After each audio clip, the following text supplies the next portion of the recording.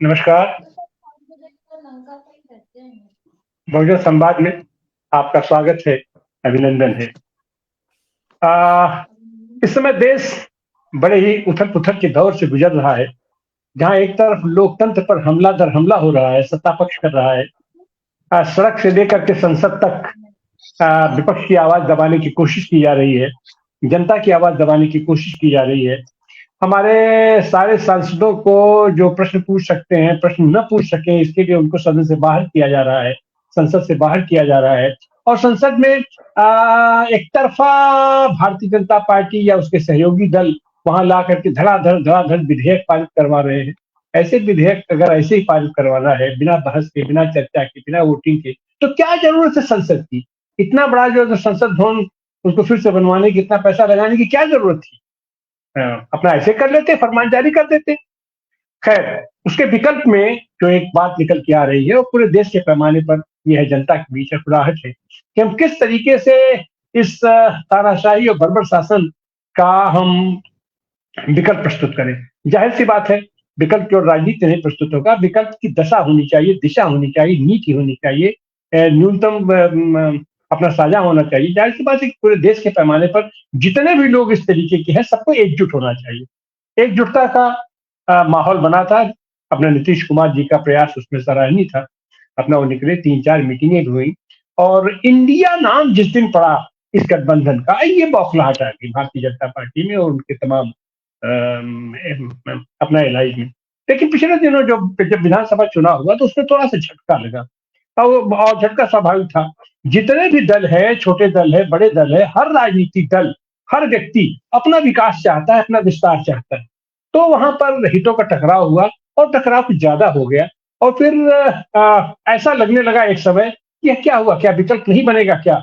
लेकिन कल फिर जिस तरीके से दिल्ली में बैठक हुई है और सारे लोग एकमत होकर के वो सारी महत्वाकांक्षाएं, सारी चीजें दरकिनार हो गई और जिस माहौल में कल वहां बैठक हुई है और उस बैठक से पहले जो जो संसद में अपना जिस तरीके से सारे लोग एकजुट होकर के सबको बाहर निकाला गया है, तो अब सबको फिर एक बार लगने लगा कि नहीं, हम अकेले अगर फुटकर कर रहेंगे तो हम टूट जाएंगे, हमको तोड़ दिया जाएगा। और अगर हम इस बार फिर टूट गए और 24 में कहीं हम फिर सत्ता तक नहीं पहुंच पाए, तो शायद इसके बाद चुनाव की भी स्थिति नहीं आएगी। जो 2-4 लोग चुन करके सदन में चले भी जाएंगे, उनको कब निकाल दिया जाएगा, कैसे निकाल दिया जाएगा। और अब तो निकालने की बात नहीं, अब तो सच बात यह है कि अब तो सांसदों की केवल बेरहमी से पिटाई बाकी रह गई है सदन में, और तो बाकी सब उनके साथ हो चुका। आवाज नहीं रख सकते, निकाल नहीं सकते, बात नहीं करते। और सदन के अंदर जो जिस तरीके से विपक्षी सांसदों को गालियां दी जा रही हैं और जो उपक्रम किए जा रहे हैं, सदन में खुद ही उनके सांसद दे करके जाते हैं आतंकी तत्वों को और आरोपी तत्वों को, और उनके ऊपर कोई कार्रवाई नहीं होती है और उल्टे विपक्ष के ऊपर किया जाता है कि राहुल गांधी की इसमें साजिश है, लेफ्ट लोगों की साजिश है, भाई ये सारे बच्चे लेफ्ट आंदोलन से प्रभावित थे, किसान आंदोलन से प्रभावित थे। इस तरीके का नरेशन रखा जाता है। इस नरेशन को तोड़ने के लिए जाहिर सी बात है कि कल जिस तरीके से इंडिया गठबंधन की बैठक में फिर वहां अपना उम्मीद जगी है, तो एक बार फिर ये हुआ है कि नहीं, इंडिया गठबंधन निकलेगा। और अब तो जाहिर सी बात है कि 24 के चुनाव की उल्टी गिनती अब शुरू हो गई है। तो अब तो केवल कमरे में बैठ कर की मीटिंग की बात नहीं रह गई। अब तो ये हो रहा है, जनता की तरफ से मांग आ रही है, डिमांड आ रही है कि अब आप जनता के नीचे बाहर आइए, सड़क पर निकलिए। और सारे सांसद भी तो निकाल दिए गए, आप लोग वहां बैठ के क्या कर रहे हैं? आओ अपने क्षेत्रों में आओ, अपने क्षेत्रों में क्या, मैदान में आओ, खेतों में आओ, खलिहानों में आओ, सड़कों में आओ, गलियों में आओ, मिलों में चलो, कारखानों में चलो, हर जगह तूफान मचा दो। बताओ कि यह गंभीर सरकार क्या कर रही है, क्या करने जा रही है, आने वाले दिनों में क्या करने जा रही है। हम इसी पर चर्चा करने के लिए आज उपस्थित है। हमारे साथ एक वरिष्ठ पैनल है, समाजवादी पार्टी के वरिष्ठतम नेता और ये प्रदेश महासचिव जयशंकर पांडे जी हमारे साथ हैं। आपका स्वागत है, अभिनंदन है। हमारे साथ गुरु नानक देव विश्वविद्यालय के ये राजनीति के प्रोफेसर जगरूप सिंह सैको जी हैं। आपका भी स्वागत है, अभिनंदन है। हमारे साथ जागृति राही जी हैं। आप ये गांधीवादी कार्यकर्ता हैं और सामाजिक कार्यकर्ता है। आपका स्वागत है, अभिनंदन है। हमारे साथ जनता दल यू के राष्ट्रीय कार्यकारिणी के सदस्य और ये बिहार से आने वाले एक प्रमुख नेता जगनारायण सिंह जी हैं। आपका भी जगनारायण जी स्वागत है, अभिनंदन है। और हमारे साथ किसान आंदोलन के नेता और समाजवादी आंदोलन के प्रखर नेता डॉक्टर सुनीलन जी भी हैं। हम चाहेंगे डॉक्टर सुनीलन जी आज की चर्चा की शुरुआत करें। डॉक्टर सुनीलम, अनम्यूट कीजिए। जी, धन्यवाद तिवारी जी। आपने पृष्ठभूमि तो आपने रखी दी है, लेकिन जो निर्णय हुए हैं वो 1, 2, 3 करके बताना चाहता हूँ कि जो पहला निर्णय हुआ वो 141 जो सांसद निकाले गए, निलंबित किए गए, उसके खिलाफ में एक प्रस्ताव पारित हुआ। दूसरा ये तय हुआ कि 22 तारीख को पूरे देश के अंदर इंडिया गठबंधन से जुड़े पार्टियां इसका विरोध प्रदर्शन करने का काम करेंगी। ये दूसरा निर्णय हुआ। तीसरा निर्णय ये हुआ कि 31 दिसंबर के पहले सीट शेयरिंग का काम पूरा कर लिया जाएगा और उसको स्टेट लेवल के ऊपर किया जाएगा, और जहां कहीं पर स्टेट के अंदर दिक्कत आएगी तब उसके अंदर सेंटर के लोग जो है काम करेंगे, नहीं तो स्टेट के लेवल के ऊपर ही सीट शेयरिंग की बातचीत करने का निर्णय लिया गया है। ये मुख्य तौर पर बातें हैं, और जो बातचीत हुई है जिसको लेकर के कि कुछ कहा नहीं गया, लेकिन रोजगार के सवाल को अहम उसके अंदर माना गया है। रोजगार है, शिक्षा है, स्वास्थ्य का जो सवाल है, इन सवालों के ऊपर फोकस करने की बातचीत हुई है। कई सारी कमेटियां पहले भी इंडिया गठबंधन के अंदर काम कर रही थी, जिनको जिम्मेदारी दी गई थी कि वो अलग अलग मुद्दों के ऊपर अपना प्रेजेंटेशन लाएंगे, किन मुद्दों को हाईलाइट करना चाहिए, फोकस करना चाहिए। तो वो काम, उसी के लिए कोऑर्डिनेशन कमेटी भी बनाने का काम किया गया था। मतलब ये है कि जो है वो इंडिया गठबंधन की गोदी मीडिया ये केवल बताने की कोशिश कर रहा है कि ममता जी ने और अरविंद केजरीवाल जो हैं उन्होंने प्रस्ताव रखा खड़गे साहब का, और जो है उसके ऊपर नाराज हो गए। लालू जी, नीतीश जी, और जो है वो प्रेस कॉन्फ्रेंस में नहीं थे। मैं दर्शकों को ये बताना चाहता हूं कि जितने भी प्रेस कॉन्फ्रेंस होती हैं, सभी लोग जानते हैं कि जो भी अभी तक जितनी भी मीटिंग्स हुई हैं उसके बाद जो प्रेस कॉन्फ्रेंस रही है, सबके अपने प्रोग्राम्स रहते हैं, और ये मीटिंग में तय हो जाता है कि कौन बोलेगा।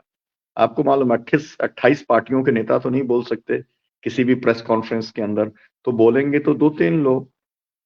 तो उन्हीं का जिसको जिम्मेदारी दी जाती है वही बोलता है। हम लोग तो 550 किसान संगठनों के साथ में संयुक्त किसान मोर्चा चलाते हैं, या एनएपीएम 250 या 350 संगठनों के साथ में चलाते हैं, तमाम सारे मोर्चों में रहते हैं। तो बोलने की जिम्मेदारी जिनको दी जाती है वो लोग बैठते हैं, बाकी लोग चले जाते हैं। मतलब मेरा ये है कि एक गोदी मीडिया को कुछ कंटेंट नहीं मिला तो वो इस पूरी जो उसमें से कंटेंट बनाने की कोशिश कर रहे हैं।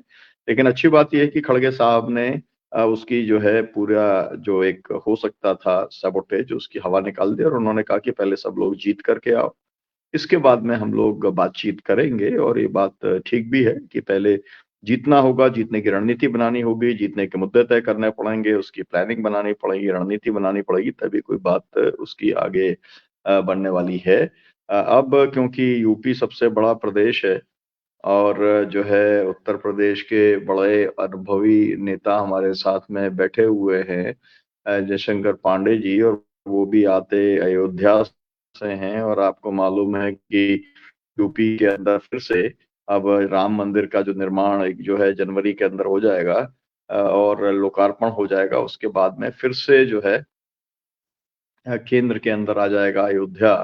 तो हम ये चाहेंगे कि पहले जयशंकर पांडे जी ही ये बताएं कि जो ये निर्णय हुए हैं, आपको क्या लगता है कि उत्तर प्रदेश के अंदर सीट शेयरिंग का मामला कितना आसान है, कितना कठिन है, और इसमें क्या कोई वो दिक्कत देखते हैं, और 22 तारीख को किस तरीके के आंदोलन की तैयारी गठबंधन के जो घटक दल है, स्वाभाविक तौर पे अगर यहाँ पर कोई करेगा उत्तर प्रदेश में तो समाजवादी पार्टी करेगी।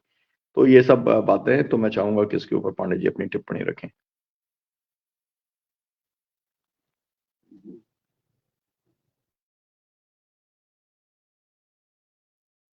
आप म्यूट मैं कर लिया आपने, है ना? आप अनम्यूट जी हो जाइए पहले। जी मैं आप सबका स्वागत करता हूं। और डॉक्टर सुनीलम जी ने बहुत ही अच्छे ढंग से ब्रीफ किया है और डॉक्टर आनंद जी ने बताया है। जहां तक आज भारतीय जनता पार्टी के शासन का सवाल है, तो मेरी समझ में पूरे देश के अंदर इस समय अघोषित आपातकाल लगा हुआ है। और इस अघोषित आपातकाल के अंदर हमारे सारे विपक्षी दलों का ये दायित्व है कि अगर लोकतंत्र को बचाना है, बाबा भीमराव अंबेडकर के संविधान को बचाना है, नैतिक मूल्यों को बचाना है, लोकतांत्रिक संस्थाओं को बचाना है, तो ये आवश्यक है कि हम सब लोग मिल करके इस पूरी लड़ाई को मजबूती के साथ लड़ें। आज आपातकाल में कोई फर्क नहीं रह गया है। आप समझिए, जिस तरीके से 151 सांसदों का निलंबन किया गया है, जनता ये जान ही नहीं रही है कि किस सांसद के स्वीकृति पर, रिकमेंडेशन पर वह स्मोक बम फेंकने वाले लड़के लोग, जो धुआं फेंकना कहते हैं, वो लोग लोकसभा के अंतर्गत प्रवेश पाए थे। प्रताप सिम्हा जी कर्नाटक के सांसद हैं और जब मोदी जी गुजरात के मुख्यमंत्री थे तो ये पत्रकार हैं, उन्होंने उनकी बायोग्राफी लिखा था, प्रताप सिम्हा साहब ने। और प्रताप सिम्हा साहब की स्वीकृति पर ही वो बच्चे लोकसभा के अंतर्गत आए थे। मुझे इस बात की जानकारी इसलिए है कि 1973 में फैजाबाद में विश्वविद्यालय की स्थापना के लिए हम लोगों ने आंदोलन किया था और दर्शक दीर्घा में से मेरे ही नेतृत्व में हम लोग छात्र संघ के नेता थे, भाई राममूर्ति सिंह जी, भाई श्यामाचरण प्रसाद जी, हम तीनों लोग पार्लियामेंट के दर्शक दीर्घा में बैठे थे। उस समय हमारे नेता मधु जी थे। मधु जी ने कहा कि 2 लोग पर्चा फेंकना, जिंदाबाद लगाना, और नेतृत्व पांडे जी करेंगे। हम लोग एक कांग्रेस के सांसद से श्री बदलू राम शुक्ला जी, हमारे पिताजी भी कांग्रेस में थे, उनके साथी थे, महाराज से एमपी थे, उनके पास में गया कि हमको लोकसभा के अंदर जाना है। उनका क्या काम है, हमने साफ साफ बता दिया, झूठ नहीं बोला। तो उन्होंने कहा, भाई हमसे न बनवाओ, तुम लोग अपने निर्दलीय जो अकबरपुर से सांसद हैं राम से बनवा लो। हमने राम जी से पास बनवाया और पार्लियामेंट के अंदर पर्चा फेंका गया। हमारे दोनों साथी गिरफ्तार भी हुए, राममूर्ति सिंह जी और श्यामाचरण जी। 3 दिन की सजा भी हुई। केवी रेड्डी जी संसदीय कार्य मंत्री थे, इंदिरा जी प्रधानमंत्री थी, और हमारे जिले को 2 विश्वविद्यालय, डॉक्टर राम मनोहर अवध विश्वविद्यालय और आचार्य नरेंद्र देव कृषि विश्वविद्यालय स्वीकृत हुआ।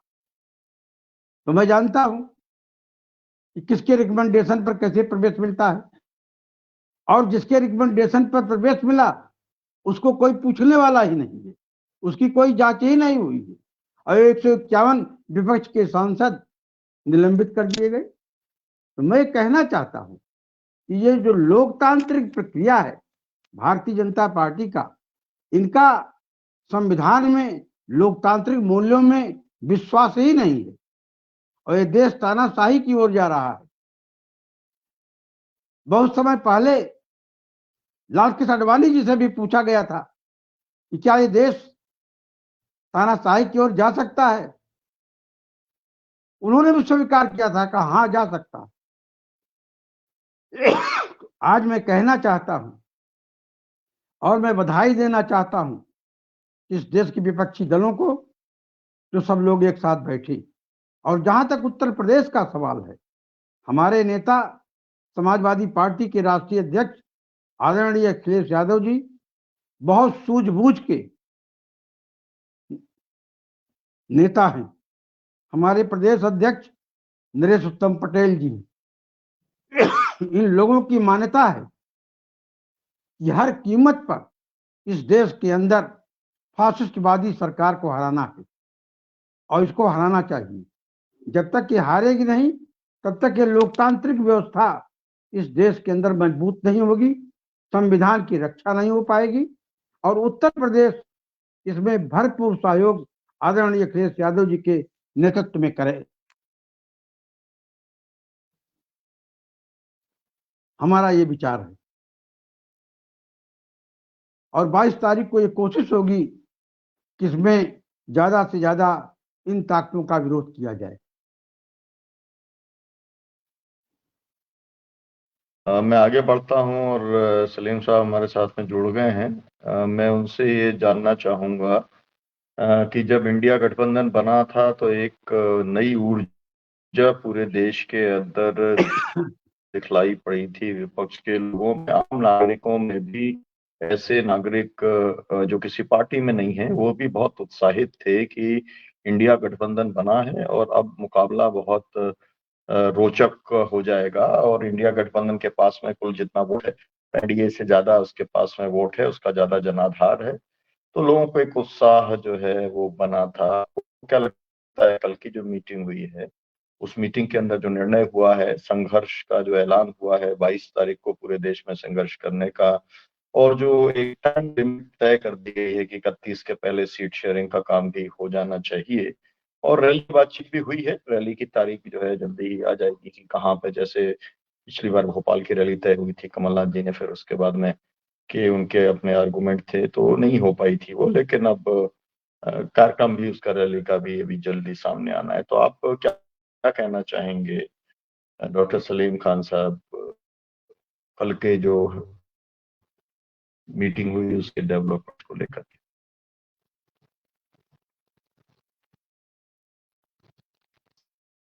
आप अनम्यूट कर लीजिए। म्यूट अनम्यूट कीजिए। हाँ जी जी, आप म्यूट हैं डॉक्टर शुक्रिया साहब। सुनीलम साहब। ये जो कुछ हुआ है, जी बोलें। इसमें शक नहीं कि पिछले 3 महीने में इंडिया गठबंधन बहुत कमजोर हुआ और ये कमजोरी कांग्रेस की वजह से हुई, जैसा कि आपने अभी कहा, उसका जिक्र भी किया। लेकिन ये कुदरत का अजीब इंसाफ है कि इसको अचानक ताकत देने का काम जो है वो बीजेपी से ले लिया गया। यानी आप ये समझ लीजिए कि ये सेशन ऐसा चल रहा था तो महसूस ही नहीं हो रहा था कि इसमें जो है वो अपोजिशन कहीं पे मौजूद है, और लोग ये कह रहे थे कि इंडिया गठबंधन तो अब तकरीबन खत्म हो चुका है। लेकिन अचानक वो नौजवान कूद गए, इसमें कोई बड़ी बात नहीं थी। वो नौजवान आ गए और वो एक बीजेपी के जो है वो सांसद की मदद से आए, तो ये हो सकता था कि उसके खिलाफ जो है वो तफ्तीश शुरू हो जाती, जांच शुरू हो जाती और जो है वो पार्लियामेंट में आकर के गृह मंत्री या प्रधानमंत्री ये कह देते कि भाई हमारा प्रताप के खिलाफ जो है वो जांच कर रहे हैं और इसके बारे में जो है वो हमको खेद है जो कुछ उन्होंने बाहर कहा, और आइंदा जो है वो हम इसको सख्ती करेंगे, इसकी विवेचना करेंगे और ठीक ठाक हो जाएगा। या अगर कुछ बड़ा मन होता तो ये कह देते कि भाई इसकी जिम्मेदारी हम कबूल करते हैं और आइंदा ख्याल रखेंगे। तो इससे ज्यादा की कोई बात थी नहीं, इसलिए कि ये पहला हमला नहीं है और इससे 22 साल पहले जो हमले हुए थे उसको मोदी जी ने उसी दिन याद भी किया था सुबह। लेकिन जब इंसान की बुद्धि भ्रष्ट हो जाती है ना, तो वो सीधा रास्ता छोड़ के उल्टा रास्ता अख्तियार करता है। तो ये बीजेपी ने किया और बीजेपी 14 तारीख से आप ये देखिए कि 20 तारीख तक इन लोगों ने 107 सांसदों को सस्पेंड किया, एक दिन में 92 सांसदों को सस्पेंड किया। तो ऐसा तो कहीं नहीं होता। इससे ये पता चलता है कि ये लोग बुरी तरह से घबरा गए हैं। इन्होंने जो अपनी इमेज बनाई थी कि हमारे होते जो है वो कुछ नहीं हो सकता, कोई जो है वो आंख उठा के नहीं देख सकता, उन 2 नौजवानों ने इनकी सारी छवि को जो है वो बर्बाद कर दिया। तो ये चीज इनको इसके लिए बहुत बड़ी परेशानी हुई। और दूसरी जो परेशानी ये हुई कि बंबई में जो है वो अडानी के खिलाफ एक बहुत बड़ा प्रदर्शन हुआ और इनको ये बात समझ में आ गई कि 1-2 दिन में पार्लियामेंट के अंदर, लोकसभा के अंदर अडानी की गूंज होने वाली है। तो एक तो पुरानी मुश्किल और एक नई आने वाली मुश्किल, इससे बचने के लिए इन्होंने विनाश काले विपरीत बुद्धि जो है वो लोगों को धड़ाधड़ जो है वो निकालना शुरू कर दिया, निष्कासित करना शुरू कर दिया। तो ये तो एक इतिहास की बात है।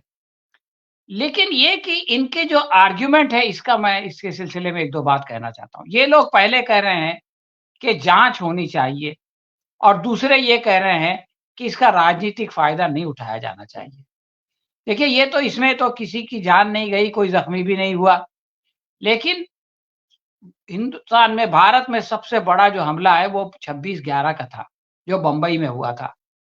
उस पर मोदी जी ने कितनी राजनीति की थी, ये भूल गए मोदी जी।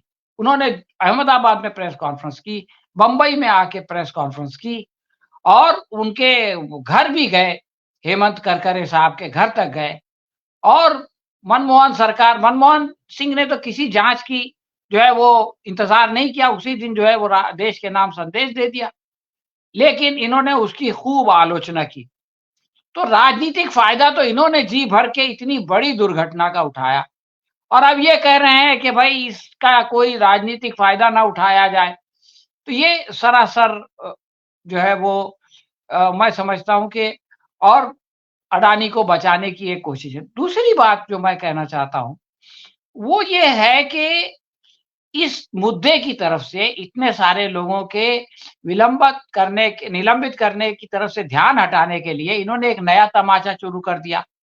वो तमाशा ये है कि साहब धनखड़ साहब की जो वो है उपाध्यक्ष हैं, उनकी जो है वो इंसल्ट कर दी गई, उनके ऊपर मिमिक्री कर दी गई।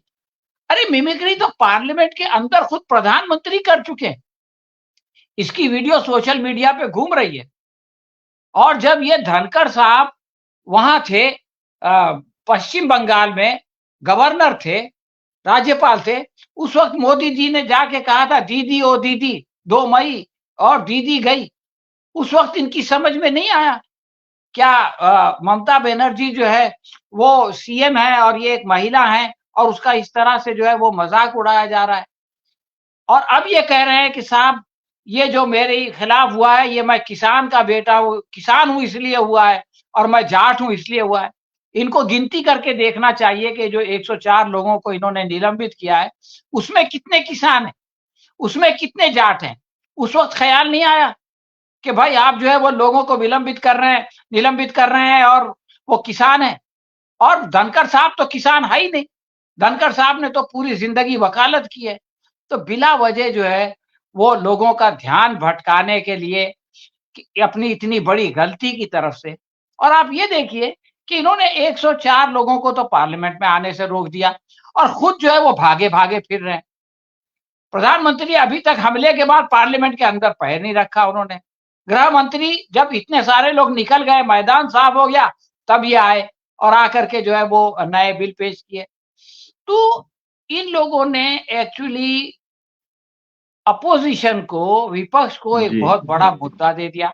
इससे एक आखिरी बात मैं कहना चाहता हूं कि जो विपक्ष जी के मन में जो डर पैदा हो गया ना कि अब अगर हम एक साथ नहीं आए तो हमको हमारे लिए मुश्किल होगा। ये डर विपक्ष के लिए सबसे बड़ा जो है वो फोर्स है और इसको देने का काम भाजपा ने किया है। इसलिए मैं तो भाजपा को धन्यवाद कहता हूं और मैं समझता हूं कि ये 22 तारीख से जो विरोध शुरू होगा ये इलेक्शन तक चलेगा और ये जो है वो बीजेपी को शमशान घाट तक पहुंचा के इसका अंतिम संस्कार कर देगा। शुक्रिया। जी डॉक्टर साहब, आपने जो अपमान वाली बात कही है तो किसान संगठन जो है वो पूछ रहे हैं कि आप ये बताइए कि भाई किसान जो 732 किसान शहीद हुए उसमें जो किसान थे, जो जाट थे, उनके अपमान का क्या हुआ? आपको तो जो है अपमान की बात तो इनकी कुछ निकली ही नहीं। वहां पर तो मामला भाई जिनको निकाला गया अपमान तो उनका हुआ कि भाई उन्हें चुना है जनता ने पार्लियामेंट में बैठने के लिए और आप उन्हें पार्लियामेंट से बाहर कर रहे हैं। एनीवे खैर हम लोग आगे बढ़ते हैं और मैं यहाँ पर आगे जगरूप जी से मैं चाहूंगा कि वो इस चर्चा आपने अभी सुना, तिवारी जी का बात आपने सुनी, आपने पांडे जी की बात सुनी और अभी सलीम साहब की बात आपने सुनी। आप क्या कहेंगे जगरूप जी?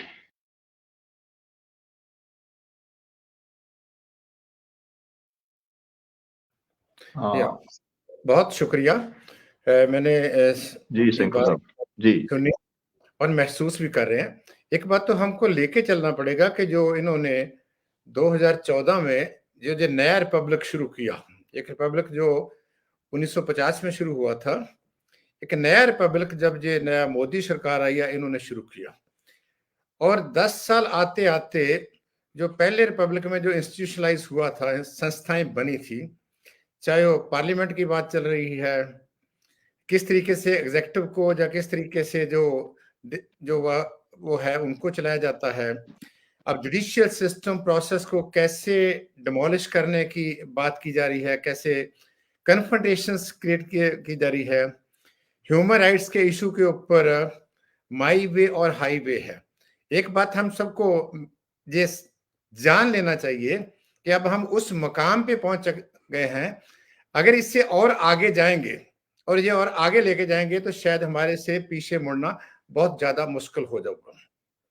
देर आए दुरुस्त आए, ये जो अपोजिशन पार्टीज को भी एहसास हो गया, क्योंकि बीजेपी की ये राजनीति पिछले बहुत लंबे समय से रही है कि आस्ते आस्ते यहाँ से जहां जहां रीजनल पार्टी स्ट्रांग होती थी, जहां इनको ऐसे दिल्ली दरबार को रेजिस्टेंस मिलती थी, उनको स्लोली एंड स्लोली उनके साथ किसी ना किसी तरीके से उनको इन्होंने बिल्कुल न्यूट्रल कर दिया, जहां बहुत हाशिए पे पहुंचा दिया। और इनको ये भी लगता है कि अगर बाइपोलैरिटी सिस्टम में हम आते हैं तो फिर हमें कोई रोक नहीं सकता। पर जो इनकी नीतियां रही हैं, जो पॉलिसी रही है, जैसे ये बुलडोज करते हैं और जिस तरीके से इन्होंने डाइसेंट को मजल किया है, तो मेरा ख्याल है कि ये सबकी मजबूरी बन गई, सिर्फ अपोजिशन पार्टी की नहीं है, इंडिया गठजोड़ की नहीं है। हमको तो ये लगता है कि आप किसी से बात करके देखिए, आप किसानों को लीड कर रहे हैं, बहुत बड़ी संख्या है किसानों की इस देश में, और जिस तरीके से इन्होंने पिछले समय में किसानों को ट्रीट किया, अभी आपने बोला है कि जो 732 हमारे भाई शहीद हुए हैं, 13 महीने वो किस हालातों में बैठे रहे, उन शहादत का रेफरेंस इन्होंने कहीं नहीं दिया। वो 2 मिनट का जो मौन होना चाहिए था, अगर ये कहते हैं कि वो किसान के पुत्र हैं, इनके लिए कोई कुछ नहीं है, इनके लिए तो 2 ही पुत्र हैं, वो हम सबको पता है कि जिनकी वजह से सारे दूसरों को जो है ये बिल्कुल बिल्कुल उनकी ये बिल्कुल परवाह नहीं है। अब बात यह है कि इंडिया ने बिगिनिंग शुरू हुई, पीछे हम नहीं जाते, कांग्रेस का जैसे पिछली इलेक्शंस हुई है, कांग्रेस के दिमाग में अभी भी वो बात रहती है, वो बिग ब्रदर वाली बात नहीं है, वो बॉस वाली बात है। वो बात ठीक है, उसका एडवांटेज है, ऑल इंडिया लेवल पे उसका बेस है, पर जो परिस्थितियां है, जो स्थितियां है, जो चैलेंज है, जो सबसे बड़ा दुश्मन देश की जो पार्टी है, उसको टैकल करने के लिए वो अभी मानसिक तौर पे सभी को साथ ले जाने में मेरे ख्याल अभी उनका वो तैयार नहीं था। पर जो 3 इलेक्शंस हुई हैं स्टेटों की, उसने काफी कुछ उसमें खोल के रख दिया। बिगिनिंग है, गुड बिगिनिंग है। जितनी रीजनल पार्टी, एक बात तो समझ में आ गई है कि अब ये बात का तो कंसेंसस है कि हम सब ने इकट्ठे होकर लड़ना है। जब ये बात आ जाती है तो दूसरी निटी गिटी जो है वो पीछे हट जाती है। और ये जो नई बिगिनिंग है, इसमें एक ध्यान रखने वाली बात है कि सिर्फ पॉलिटिकल पार्टियां ही लड़के इस सरकार का मुकाबला नहीं कर सकती। पॉलिटिकल पार्टीज को, हम सबको लोगों को साथ लेना पड़ेगा, हमको लोगों के पास जाना पड़ेगा और वहां उनको मोबिलाइज करके ये जो थ्रेट्स सामने आ रहे हैं, जो चैलेंज इन्होंने पैदा किए हैं, जहां पिछले समय की जो हमारी प्राप्तियां थी उसको साइड दरकिनार करके एक नया जो निजाम सृजने की बात करें, ये बात बिल्कुल क्लियर है। ये जो अनडिक्लेयर डेमोक्रेसी इमरजेंसी है, इसमें तो किसी का कोई वकील नहीं है, कोई उसका अपील नहीं है, कोई फरियाद नहीं है। जैसे कानून आ रहे हैं और जिस तरीके से प्रोपोगंडा हो रहा है और जिस तरीके से ये सारा एक जो वार्तालाप तैयार कर रहे हैं, उसके तो जो बहुत स्पिरिट है, खास करके जो संविधान की बात करते हैं, जो देश की स्पिरिट है, उसको किस तरीके से ये बदल करने की तरफ चले हुए हैं। तो ये सबका फर्ज बनता है कि इस समय में वो यूनाइट हों। और ये बड़ी बात नहीं है, हमने देखा है, इमरजेंसी में भी देखा था, उस समय तो कोई अलायंस भी नहीं बढ़ा था। ये हमने 89 में भी देखा था, ये 2004 में भी देखा था। ये हो सकता है, पर इसको करने के लिए, क्योंकि पिछले 10 सालों में इस लोगों ने सिस्टम के ऊपर, निजाम के ऊपर इतना बड़ा कब्जा कर रखा है। मीडिया की बात हम करते हो, जितना हमारा एकेडमिक वर्ल्ड है, जितना हमारा यूनिवर्सिटी सिस्टम है, और जिस तरीके से आप देखिए कि जेएनयू किसी जमाने में, अभी भी दुनिया भर में जानी जाती थी, नर्सरी थी। किस बात की नर्सरी थी? फ्यूचर लीडर्स की नर्सरी थी। और किस बात की नर्सरी? वहां डिस्कशन होता था, डिबेट होता था, आइडिया इवॉल्व होता था, वहां से कोई ना कोई नई चीज सामने आती थी। जो इन्होंने पिछली बार वहां डिसीजन लिए कि वहां हड़ताल करने में, प्रोटेस्ट करने में भी वो इतना बड़ा फाइन रख दिया। मेरे ख्याल इससे बड़ा हमारे सामने कोई और सबूत नहीं है। अगर ये इनको एक और मौका और मिलता है तो शायद कोई भी व्यक्ति कहीं भी किसी भी तरीके का, जो अभी तो अनडिक्लेयर्ड हम उसकी बात कर रहे हैं, फिर तो डिक्लेयर्ड ही है। वैसे तो डिक्लेयर्ड है ही है, जिस तरीके का इनका निजाम है, जिस तरीके से चला रहे। पार्लियामेंट कैसे चल रही है अब देखिए कि बिल्कुल बिल्कुल बुलडोज हो रहा है। बिल्कुल जितना आपका सारा सिस्टम था, स्ट्रक्चर था, क्या ये मुद्दे थे ना। मैं तो कई बार हम देखते हैं कि अगर वहां उन लड़कों में से कोई लड़का किसी और कम्युनिटी का होता, जहां कहीं माइनॉरिटी कम्युनिटी का होता, तो शायद मैं किस तरीके का जो बवाल है, किस तरीके का माहौल है, यहां खड़ा किया होता, और उसका क्या बाद में अंदाजा होता, और इसको कैसे यूज करते। ये बात बहुत क्लियर है। हमारे पंजाब में तो ये समझ आ रही है कि जो कुछ हो रहा है, चाहे कनाडा में हो रहा है, चाहे अमेरिका में हो रहा है, या कहीं हो रहा है, वो भी एक नैरेटिव जो खड़ा किया जा रहा है कि वो नैरेटिव सिर्फ पॉलिटिकल बेनिफिट के लिए है। वो नैरेटिव सिर्फ जो है उसको डिवाइड करने वाली बात है, पोलराइजेशन वाली बात है, और किसी ना किसी तरीके से ये इमेज देने वाली बात है कि किस तरीके से छोटे देशों से नहीं, हम बड़े देशों में भी जाके ऐसे इंटरफियर कर सकते हैं। तो कहने का मतलब ये है कि अब ये सबका दायित्व बनता है, और खास करके पॉलिटिकल पार्टीज का 19-21 हो जाएंगे। अगर ये यूनाइट नहीं होते तो जो थोड़ी बहुत एग्जिस्टेंस है या थोड़ी बहुत ही प्रेजेंस है, शायद उसको भी बहुत बड़ा आघात लगने वाला है। और वो आघात ऐसा होगा कि बाद में वापस मुड़ना जो है वो बहुत मुश्किल हो जाएगा। तो अच्छी बिगिनिंग है।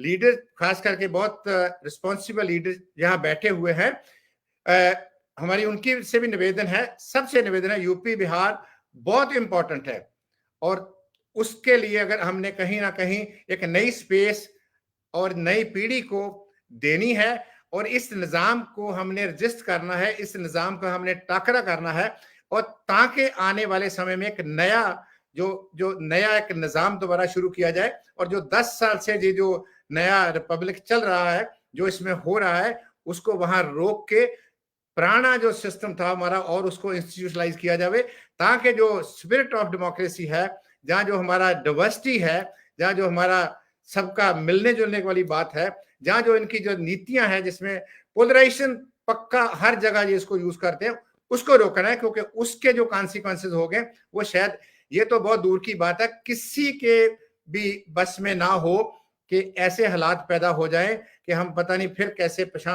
मुड़ जाएं। और जिस देश का सपना, जो हमारे बड़े बुजुर्ग थे, आजादी की लड़ाई में जो सपना उन्होंने देखा था, वो सपना जो है उनका कहीं और बिखर ना जाए। इसलिए ये सबका फर्ज बनता है कि इस मौके पे अगर छोटे मोटे मतभेद हैं, छोटा मोटा गिव टेक है, तो वो तो पार्टी वालों ने देखना है। लोग काफी हद तक तैयार हो सकते हैं अगर हम इकट्ठे होके और एजेंडा देके। एजेंडा यही है कि हमने हिंदुस्तान को बचाना है, इसकी स्पिरिट को बचाना है, भाईचारा को बचाना है, और सिटीजन्स का जो स्पेस है, जो रिस्पेक्ट है, उसको कायम रखना है। तो मेरे को नहीं लगता कि चैलेंज जरूर है, पर वो एजेंडा प्राप्त किया जा सकता है 2024 में, और ये मैं कहना चाहूंगा। जी जी सैंको साहब, बहुत आपका एक आपने बहुत रियलिस्टिक असेसमेंट अपना रखा है। कि संभव है जो भी। और शुरुआत हुई है, देखिए 28 पार्टियों का बैठना, उसके प्रमुख लोग एक साथ बैठना और ये तय कर लेना कि हम लड़ेंगे और अपनी सीट शेयरिंग का काम भी दिसंबर में ही समाप्त कर लेंगे। तो हम ये मोटे तौर पे मान के चलते हैं कि बहुत ज्यादा अगर होगा तो आप समझ सकते हैं कि 545 सीटों के अंदर से 300 350 में तो कहीं पर कोई दिक्कत आने वाली नहीं है।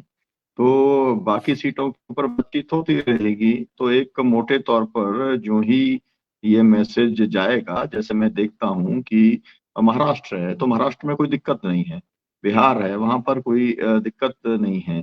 मतलब और साउथ के अंदर तो जो है पूरा मतलब केरला के अंदर एक अलग स्थिति है, लेकिन बाकी जगह पर कहीं पर कोई दिक्कत नहीं है। तो मोटे तौर पर 300 350 सीटें ऐसी हैं जिसके अंदर 1 to 1 फाइट के अंदर इंडिया के अंदर कोई ज्यादा दिक्कत आने वाली नहीं है। तो हम आगे बढ़ते हैं और मैं आप जागृति जी आपसे टिप्पणी लेना चाहता हूं कि आपको क्या लगता है।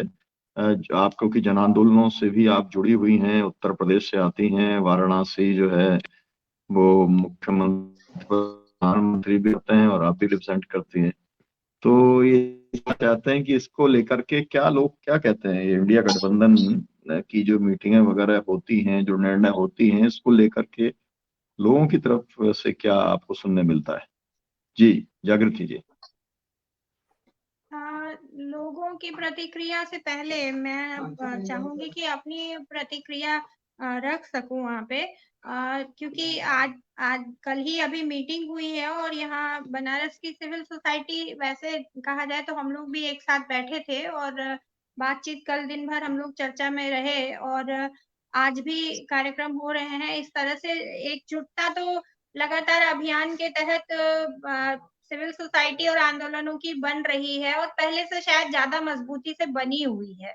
तो वो तो चिंता का विषय नहीं है। जनता के तौर पर जनता के बीच जाने के लिए उम्मीद ज्यादा हम लोग लगाते हैं कि वो ये जो गठबंधन है जो 1977 से भी ज्यादा व्यवस्थित तरीके से की गई प्रक्रिया दिखाई देता है।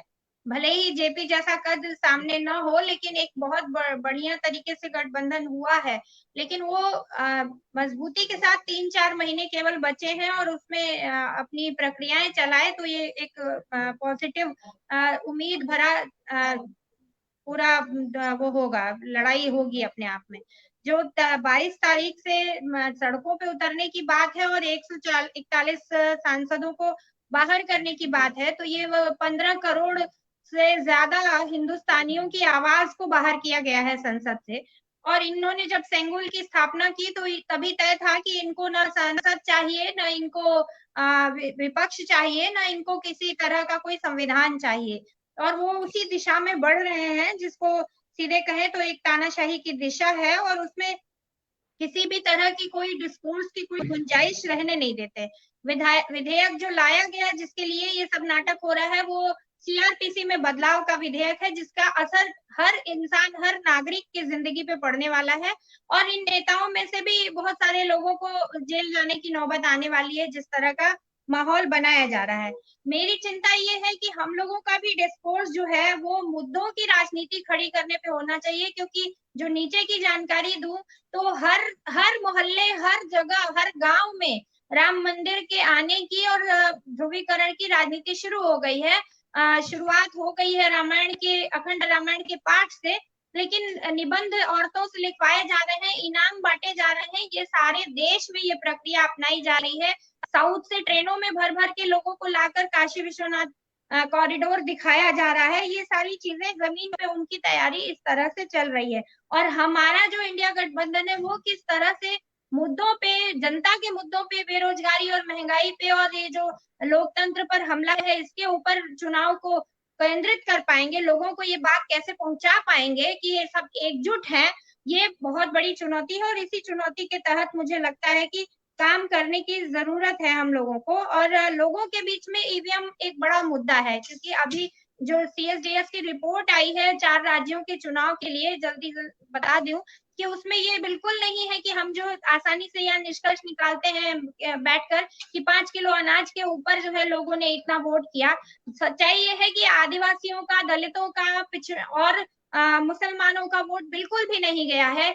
90% सवर्ण और 45% बैकवर्ड कास्ट का वोट जो है बीजेपी को कंसिस्टेंटली जा रहा है। तो चुनौती हमको वहां पे काम करने की है, ये बात भी हमको समझनी चाहिए कि जो वोट बट रहे हैं वो ना बटे, और जिन लोगों जो सचमुच में झेल रहे हैं वो तो लड़ रहे हैं, वो चाहे मजदूर हो चाहे किसान हो।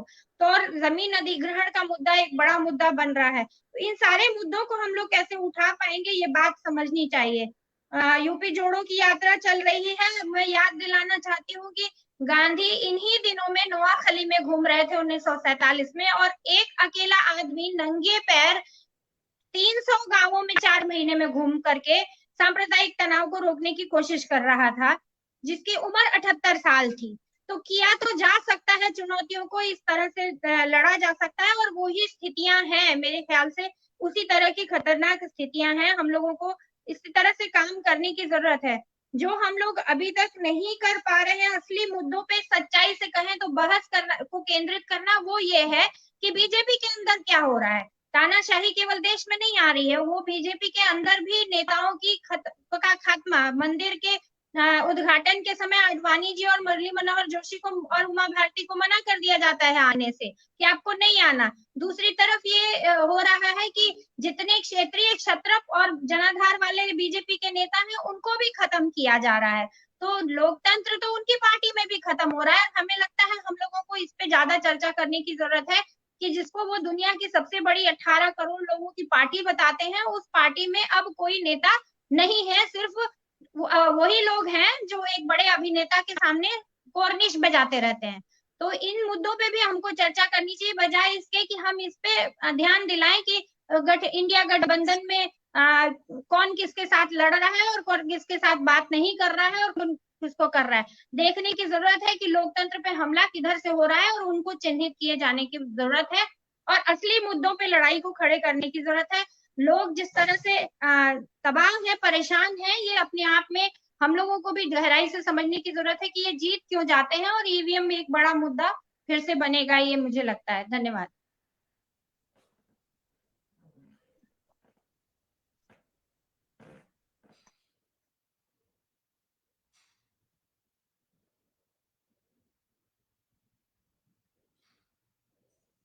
जी जो है इंसिस्ट करना हम चलते हैं चाहिए बिहार। और उसको लेकर के ज्ञापन भी देने का काम किया गया है।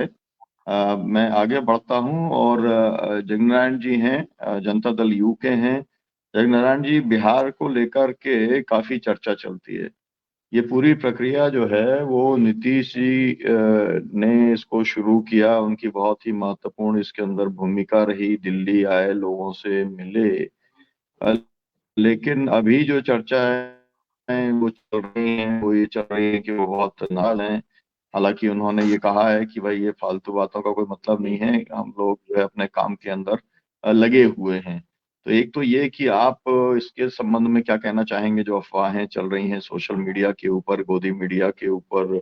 दूसरा ये कि बिहार के अंदर जो है वो सीट शेयरिंग जो है उसको लेकर के क्या स्थिति है, क्योंकि आपका जो गठबंधन है वो बड़ा गठबंधन है, उसमें जनता दल यू भी है, राजद भी है, कांग्रेस भी है, लेफ्ट के लोग भी हैं। तो क्या कुछ आप कहना चाहेंगे? सुनीलम जी, कल की जो बैठक हुई और उस बैठक में, कल जो बैठक हुई इंडिया की, उस बैठक में मेरी समझ है कि 3 घंटे तक बैठक हुई और उसको हम लोग उत्साहवर्धक या उत्साहजनक सारी चीज बता रहे हैं, लेकिन प्रेस ब्रीफिंग में ये ज्यादा मुद्दा पार्लियामेंट से जो संसद हटाए गए हैं वही हावी हो गया है, और उस पर कैटेगरिकली निर्णय भी आया कि भाई प्रोटेस्ट होगा 22 को। लेकिन सवाल है कि जो आप बता रहे हैं कि निर्णय हुआ है कि दिसंबर के अंत तक जो है वो सीटों का समझौता कर लिया जाएगा, तो फिर एक कमेटी भी नहीं बनी है। आज जो है 21-22 तारीख हो गया है, 20 तारीख 21 है, तो हमको नहीं लग रहा है कितना जल्दीबाजी में क्या ये लोग करेंगे। और दूसरी चीज की कोई प्लेटफॉर्म का एक कोऑर्डिनेटर अभी तक ये लोग नहीं तय करना चाहिए, और आंदोलन को तेज करने के लिए अब तो 4 महीना समय बचा, 3 महीना तो पहले चुनाव में गुजर गए, और बीजेपी को हल्के लेना भी ठीक नहीं है विपक्ष को। आप जो 350 सीट बता रहे हैं, तो मेरा कहना है कि बीजेपी को हल्के से लेने से, और कांग्रेस का अभी भी पता नहीं मन उसका साफ है नहीं है क्या है, लेकिन हम लोग इसको आलोचनात्मक ढंग से भी समझने का कोशिश करना चाहिए। जहां तक नीतीश कुमार का नाराज होने का प्रश्न है, ये सब अफवाह है, इसमें कोई दम नहीं है। लेकिन कल की जो बैठक हुई, उस बैठक में कोई कैटेगराइज निर्णय नहीं हो सका। अब वो पार्लियामेंट के सवाल पर चले गए, वो तो बीजेपी के लोग भटकाना चाहेंगे असली मुद्दों से। तो ममता बनर्जी जी ने कभी रख दिया कि भाई खड़गे साहब वो कोऑर्डिनेटर होंगे, फिर आज एक न्यूज चल रहा है कि भाई ममता बनर्जी कह रहे हैं कि वो प्रियंका गांधी प्रधानमंत्री कैंडिडेट होंगी। ये सुनीलम जी कुछ इस तरह का न्यूज आ रहा है, और प्रेस ब्रीफिंग में कैटेगराइज करके बताना चाहिए।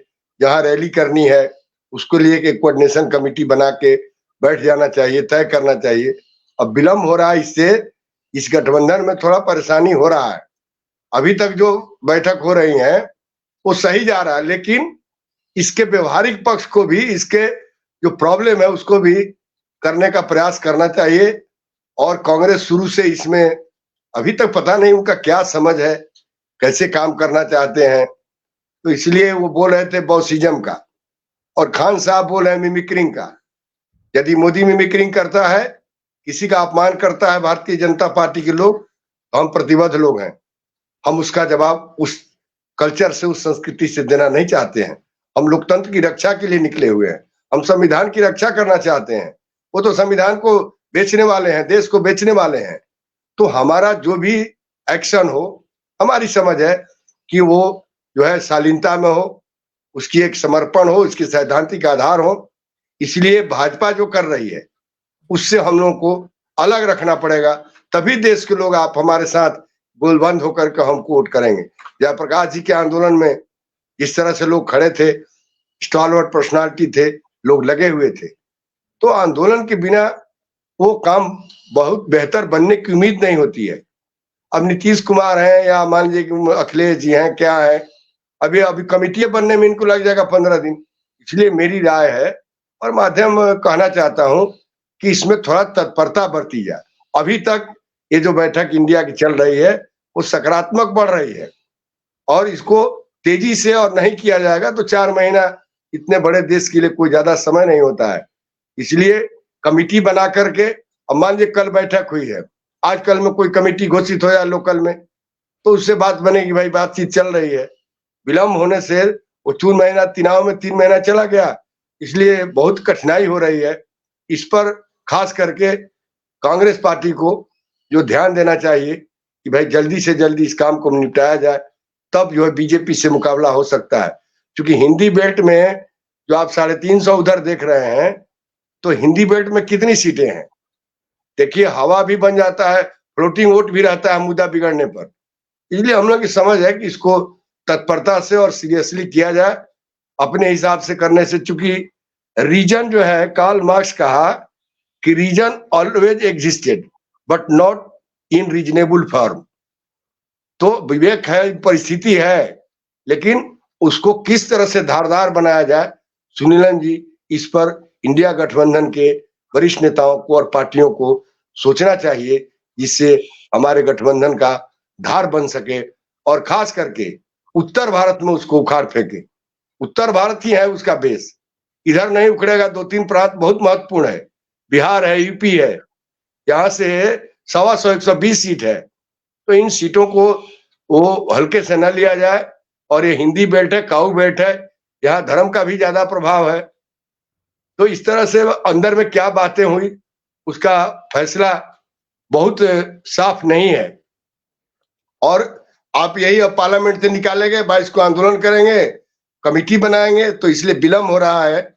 इसलिए इस विलम्ब को हमारी राय है कि नेतृत्व को और इंडिया गठबंधन के समझदार लोगों को इसको जल्दी से जल्दी हल करना चाहिए, तभी भारतीय जनता पार्टी से मुकाबला हो सकता है। संविधान और देश में जो बोल रहे थे जगरूप सिंह जी, ये तो जाहिर बात है, 14 साल से 10 साल से ये भारतीय जनता पार्टी इस इंडियन रिपब्लिक के खिलाफ काम कर रही है, लेकिन गोलबंदी नहीं हो पा रही है। ये भी आश्चर्य की बात है।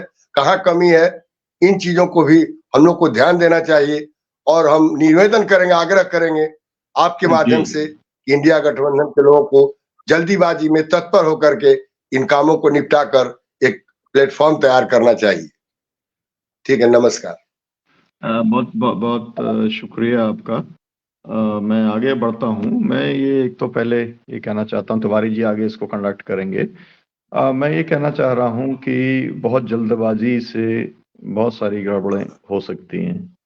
कोऑर्डिनेशन कमेटी एक बन गई है, जो लोगों को रोजमर्रा के मामलों को निपटाना है वो कमेटी बन गई है। सब लोगों ने अपने अपने जो है रिप्रेजेंटेटिव दे दिए हैं। वो कमेटी काम भी कर रही है, ये एक बात है। कुछ वर्किंग ग्रुप्स भी नाम तो हैं नहीं है ना जो अपना काम नाम कर रहे हैं जी। वो तो नाम सबके आ गए ना।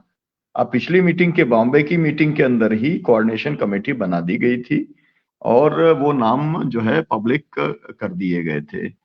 और एक बात, दूसरी बात ये है कि जब शीट शेयरिंग जो है वो सबसे महत्वपूर्ण है, तो उसके लिए एक डेडलाइन तय की 31, और ये सब होना है स्टेट के लेवल के ऊपर।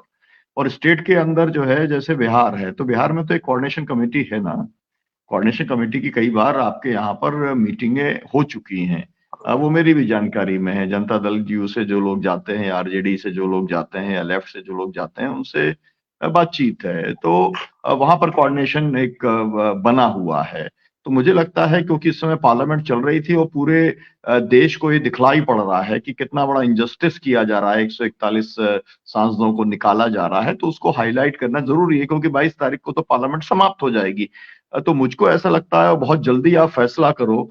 और फिर आप जो है जल्दबाजी के अंदर कोई मीटिंग करी, आपने मुरारजी भाई बना दिया, मुरारजी भाई का नहीं चल पाया तो फिर जो है चौधरी चरण सिंह बना दिया, चौधरी चरण सिंह का नहीं चल पाया तो फिर आपने देखा कि बाद में जैसे वीपी सिंह जी का हुआ, फिर बाद में चंद्रशेखर जी का हुआ। आपको एक किस्म का एक आपस की अंडरस्टैंडिंग तो परफेक्ट बनानी ही पड़ेगी, क्योंकि लोग बार बार ये कहेंगे आपसे कि भाई आप अगर आपके बीच के अंदर अगर विश्वास नहीं है, आपसी विश्वास नहीं है, तो हम आपको अगर साथ देंगे और आप टूट फूट करके अगर अलग हो जाएंगे तो इससे हमको क्या हासिल होगा। और इसीलिए मुझे लगता है कि जो इंडिया गठबंधन है वो स्लो एंड स्टडी तरीके से वो चलने का काम कर रहा है। एक एक इश्यूज के को जो है वो क्लियर करके वो आगे बढ़ने का काम कर रहे हैं, ताकि भविष्य में किसी भी तरीके की दिक्कत ना आए। मैं ये जरूर कहना चाहता हूं, तिवारी जी आप इसको आगे आप चर्चा करें, लेकिन मैं पांडे जी से ये जरूर जानना चाहूंगा। पांडे जी ये बताइए, जय हमारे कर्पूरी ठाकुर जी थे, आपको याद है कि जब जेपी ने कॉल दिया था तो उन्होंने इस्तीफा दे दिया था, है ना। क्योंकि हम लोग अब कर्पूरी जी का जन्म शताब्दी वर्ष मना रहे हैं, तो बहुत देख रहे हैं, पढ़ रहे हैं, लिख रहे हैं, तो उन्होंने तुरंत इस्तीफा दे दिया था। जब इंदिरा गांधी ने कार्यकाल को बढ़ाया था तो मधु लिमय जी ने और शरद यादव ने इस्तीफा दे दिया था। तो ये जो लोग हैं इंडिया गठबंधन के लोग, ये इस्तीफा देने में क्यों पीछे हट रहे हैं? अरे पार्लियामेंट लगभग खत्म ही हो गई है, 2-4-6 महीने की बात है। पेंशन वेंशन सबको मिलने ही वाली है। काय बात की चिंता है? मतलब अगर ये जो है इस्तीफा दे करके मैदान में उतर जाएं तो पूरे देश के अंदर जो बूस्ट आएगा वो जो है आपको ले जाएगा बहुत आगे, मोमेंटम मिलेगा आपके पूरे इंडिया गठबंधन को और जो है अपोजिशन की पॉलिटिक्स को। तो इसके ऊपर आप क्या कहना चाहेंगे? आपको लगता है कि इस्तीफा देना चाहिए, नहीं देना चाहिए? मतलब आप प्रवक्ता नहीं है समाजवादी पार्टी के, ये मैं जानता हूं। तो फॉर्मली मैं कोई आपसे पार्टी के जो है लाइन के ऊपर नहीं पूछ रहा हूं, लेकिन मैं इंडिविजुअली मैं आपसे पूछ रहा हूं, क्योंकि हम लोग यहाँ पर हमारे कोई भी फॉर्मल प्रवक्ता नहीं है। जेडीयू के साथी भी जगनारायण जी हैं, वो पार्टी के ऑफिशियल प्रवक्ता नहीं है, तो आप भी नहीं हैं। तो लेकिन आपकी जो समझ है, आपको क्या लगता नहीं है कि अगर इस्तीफा वगैरह सब लोग दे दें तो उससे एक बड़ी ताकत मिलेगी? जी पांडे जी और तिवारी जी, जब हम आप लोग आगे इसको चर्चा को बढ़ाइए। जब हम लोग इमरजेंसी में जेल में बंद हुए तो उस समय मुझे याद है कि मधु जी और शरद यादव दो लोग थे। जब एक साल का कार्यकाल इंदिरा जी ने लोकसभा का बढ़ा दिया इन लोगों ने इस्तीफा दे दिया था। और उस समय धर्मयुग जो पत्रिका थी उसके एक सह संपादक गणेश मंत्री जी हुआ करते थे। गणेश मंत्री जी ने बहुत अच्छा आर्टिकल लिखा था। आज भारतीय जनता पार्टी के मुकाबले हमें नैतिकता का एक मापदंड स्थापित करना होगा, और आपने सही सुझाव दिया है। हमें भारतीय जनता पार्टी के चाल चरित्र से अपने को श्रेष्ठ सिद्ध करना होगा, और ये जनता जो है इसको बदलने में देर नहीं लगती। आज हमारे देश में मोदी जी और शाह साहब जिस तरीके की राजनीति कर रहे हैं, ये लोकतंत्र में इनका विश्वास है ही नहीं। इनको लगता ही नहीं कि महात्मा गांधी से इन्होंने कुछ सीखा है। और ये समाजवादी लोग ही थे जिनकी कृपा से आज भारतीय जनता पार्टी यहां तक पहुंची है। जब जयप्रकाश नारायण जी से पूछा गया था, मुझे याद है उस समय हमारे नेता राजनारायण जी मधु जी ने जब दोहरी सदस्यता की बात की थी, तब भी बहुत से लोग आलोचना करते थे। लेकिन आज इनके स्वरूप को देख लीजिए, इनके चाल चरित्र को देख लीजिए, और ये आप अच्छी पहल कर रहे हैं कि इंडिया गठबंधन के लोगों को सुझाव दीजिए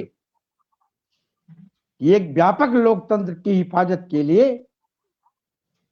अगर लोग कदम उठाएंगे तो निस्संदेह इस देश की जनता उन लोगों का स्वागत करेगी। और ये भी मांग होनी चाहिए कि हम लोगों को ईवीएम का बहिष्कार करना चाहिए। हम लोगों को मतपत्र के द्वारा मतदान की मांग करना चाहिए। मीडिया चाहे जो कहे, मीडिया तो इमरजेंसी में भी कहती थी, बहुत से लोग थे, लेकिन वो दौर बदल गया है। तब भी लोगों में नैतिकता थी। आज रूलिंग पार्टी में कोई नैतिकता नहीं है। ये केवल नैतिकता का दिखावा कर रहे हैं। ये वह लोग हैं जो राम के आदर्श पर नहीं चलेंगे। मर्यादा पुरुषोत्तम राम के लोकतांत्रिक मूल्यों की स्थापना पर उन्होंने क्या क्या किया, इस पर नहीं विचार करेंगे। ये राम के अनुयायी नहीं हैं, ये राम के व्यवसायी हैं। इनके चरित्र को समझिए, और हम लोगों को ये सुझाव देना चाहिए कि इस पर इंडिया गठबंधन विचार करे। जी बहुत बहुत धन्यवाद पांडे जी। इंडिया गठबंधन से लोग जो उम्मीद बना रहे हैं, हम तो ये कहें कि इंडिया गठबंधन के जितने नेता लोग हैं उनमें विकल्प देने की जो जिस स्तर की इच्छा शक्ति होनी चाहिए उसका अभाव दिखाई पड़ रहा है। अगर ये लोग वाकई विकल्प देने के लिए इनमें इच्छा शक्ति होती, भरपूर इच्छा शक्ति होती, तो आज की तारीख में राष्ट्रीय स्तर पर भी सच माने में ये लोग फॉर्मेलिटी चाहे जो कोई कोऑर्डिनेशन नहीं है। 3 महीना इलेक्शन को बचा हुआ है, उल्टी गिनती शुरू हो गई है, और अभी सीट शेयरिंग की बात कर रहे हैं। अरे सीट शेयरिंग तो होती रहेगी। हर लोकसभा के अंदर एक कोऑर्डिनेशन कमेटी तत्काल बननी चाहिए, बूथ लेवल की कोऑर्डिनेशन कमेटी बननी चाहिए। अब ऐसे क्या होगा, अपना सीट शेयरिंग में जिस पार्टी को जो सीट दे दी जाएगी वह कैंडिडेट ही अपने स्तर पर खाली जूझने लगेगा, और बाकी सब लोग दरकिनार हो जाएंगे, बैठ के किनारे मजा देंगे। तो यह जो चीज होनी चाहिए अब आज की तात्कालिक रूप से ऊपर से लेके नीचे तक, और खास करके बूथ लेवल तक कोऑर्डिनेशन कमेटी बननी चाहिए सारे राजनीतिक दलों के सारे कार्यकर्ताओं को। और नहीं तो सीट शेयरिंग हो जाने से फलाने वहां लड़ेंगे, फलाने वहां लड़ेंगे, फलाने वहां लड़ेंगे, तो इस तरीके से आप भारतीय जनता पार्टी के इस छद्मजाल का आप मुकाबला नहीं कर पाओगे। मैं बता रहा हूं, बनारस है, बनारस में मोदी को लड़ना है, और बनारस से जिस किसी भी पार्टी को यहां दे दिया जाए, कोई पार्टी, सारे पार्टी मिलकर भी सारे बूथों को अपना मैनेजमेंट करने की स्थिति में नहीं है। अब यहाँ क्या होगा, अगर यहाँ की सीट अगर समाजवादी पार्टी को दे दी जाती है तो केवल और केवल समाजवादी पार्टी का वह कार्यकर्ता या जो जो प्रत्याशी दिया जाएगा उसी के अपना जिम्मे समझ जाएगा, क्योंकि समाजवादी पार्टी की आज की तारीख तक यहाँ कोई संगठन नहीं है, कोई संगठन इकाई नहीं है, सब ऐसे हवा में चल रहा है। यही स्थिति कांग्रेस की भी है।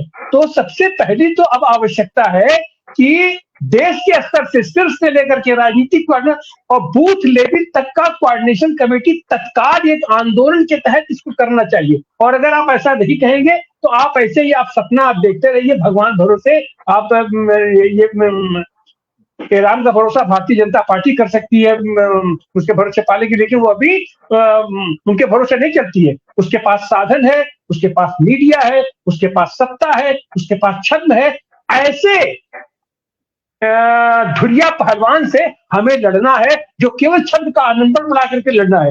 तो आप सारे साथी आ जाए और ये हमारी जो मंशा है, हमारी मंशा हमारे इंडिया गठबंधन के नेताओं तक पहुंचे।